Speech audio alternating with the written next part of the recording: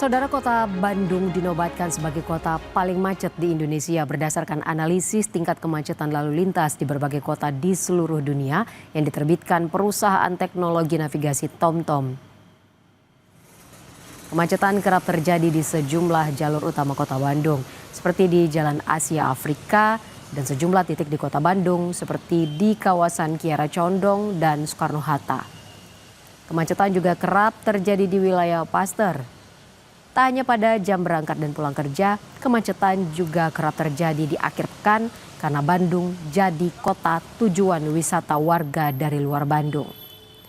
Wali Kota Bandung, Muhammad Farhan, telah menyiapkan strategi berbasis teknologi area traffic control system untuk mengatasi kemacetan di Kota Bandung. Termasuk bekerja sama dengan perusahaan pemilik data kemacetan untuk menerapkan pengaturan lampu merah di setiap persimpangan dalam mengurangi potensi kemacetan.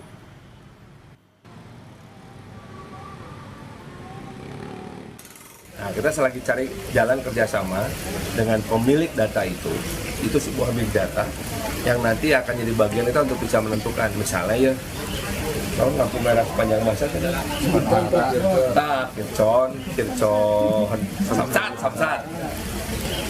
Samsat itu nanti ada waktu-waktunya yang pas lah gitu. Karena gini, bisa jadi tidak hanya jamnya yang berbeda menentukan durasi lampu merah lampu hijaunya, juga tergantung harinya. Harus dong, pasti hari Senin sama hari Selasa beda. Hari libur sama hari tidak libur pasti beda. Itu teh. Kalau sekarang mah manual. Manual. Jadi kota termacet di Indonesia, warga Bandung mengeluhkan lelahnya berkendara di kota Bandung. Berikut ini tanggapan dan harapan sejumlah pengendara terhadap masalah kemacetan di kota Bandung. Akhir-akhir ini mah lagi capek banget, bahkan pulang rumah tuh langsung tidur aja, udah nggak bisa ngapain karena traffic Bandung lagi sering macet, apalagi nih jalan Riau, RE Marta Dinata, terus di Jalan Pasteur juga itu macet. Hampir semua sih rata sekarang macetnya. Kita juga agak ngeluh juga sih. Banyak wisatawan kesini tapi bagus sih, cuman ya memang ngaruh ke trafiknya. Hampir tiap hari sih, tapi yang sering kena macet tuh yang parahnya tuh di hari weekend, Jumat, Sabtu, Minggu. Apalagi kalau weekend, wah itu parah banget sih. Daerah hampir semua titik sih sekarang tuh, apalagi kalau misalnya Bandung kota. Hampir semua macet. Hampir ya? semua macet. Macetnya tuh sampai seperti apa sih Pak kalau Bapak sebagai pengendara nih? Macetnya tuh padat. Untuk kemacetan Bandung seperti apa sih? Bikin flyover. Bikin flyover udah, terutama KDM itu tuh. Yang rencana flyover di Suci ya? Oke, itu bisa itu realisasi itu. Terima kasih mantap itu. Ya, sip. Kemacetan juga masih dirasakan warga Jakarta. Meski Gubernur Jakarta Pramono Anung mengklaim tingkat kemacetan di Jakarta sudah menurun, namun warga belum merasakan adanya perubahan terkait kondisi kemacetan di Jakarta.